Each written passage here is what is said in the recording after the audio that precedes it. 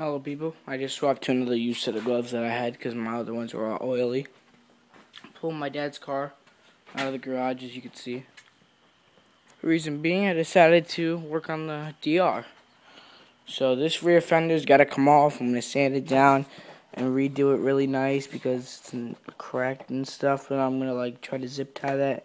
I'm going to repaint it white and make it look like brand new. But the reason, as you can see, half the motor's torn down. I didn't have any problems. I got all the bolts inside here. Now I can show you guys some of the parts. Start with the cylinder. First I'll go outside. Got the cam chain guides off. You guys cannot really see this, but the cylinder is pretty clean. It looks pretty scored in the pictures. But that's just some oil and it's really clean. There's a little bit of marking right there. You guys can barely see that. I'm guessing that's where it was when it was seized up, but I'm not going to worry about that. Got to get this old gasket off. And yeah, I have torn this motor down once before when it was giving me problems and it wouldn't turn. And that's when the head comes into play.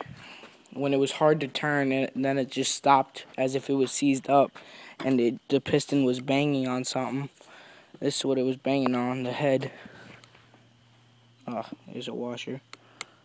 And it chewed up the head a little bit.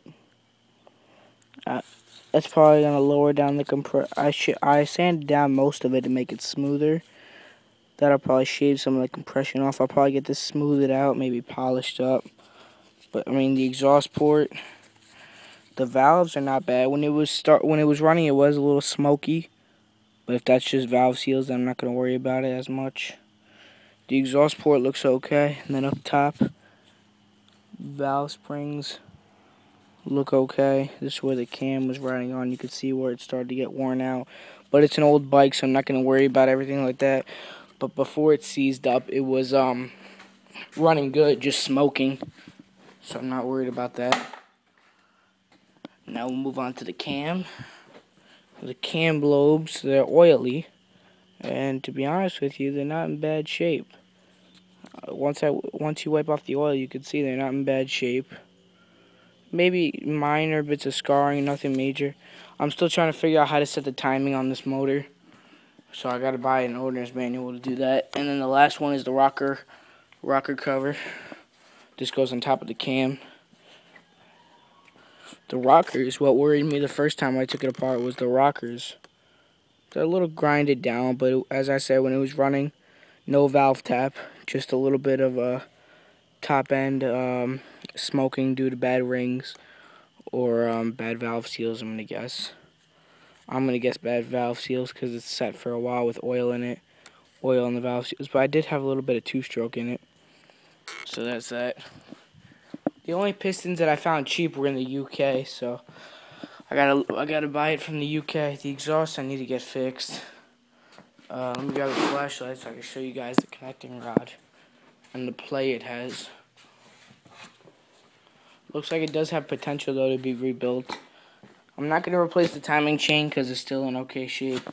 It just keeps slipping off the crank down there, but I can get that fixed.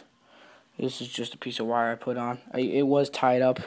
Then I took it off. You could see where it was being beat on the piston. So, and there's also a hole in it right there. So that's probably why it had low compression, would not run. Let me tighten this thing up. Ugh. Sneak the flashlight in here. Bear with me. Dang it, stupid flashlight. There we go. Now you can see the rings are not in bad shape, but they're very floppity, and they were scaring me before. And also you can see that the front of the piston has a chunk missing. Last time I took it apart, I lost that chunk. I was hoping it would still run, but it looks like it didn't.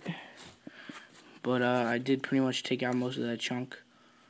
I am gonna remove the piston though and clean out the bottom end with the compressor. But I don't hear anything when I turn the motor, so I'm guessing it's good. Most of the chunk was out. I'm pretty sure that little bit on the corner skirt fell out too, but try to get the piston as high up as possible. That was problems right there. There we go. Looks like this got to be done by hand. Cause of shit.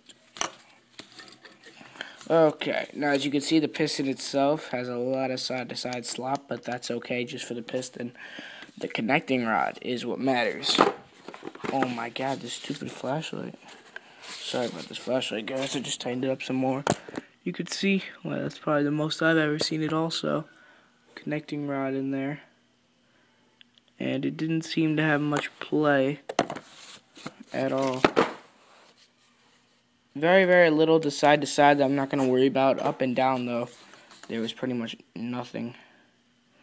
So I'm not going to worry about that.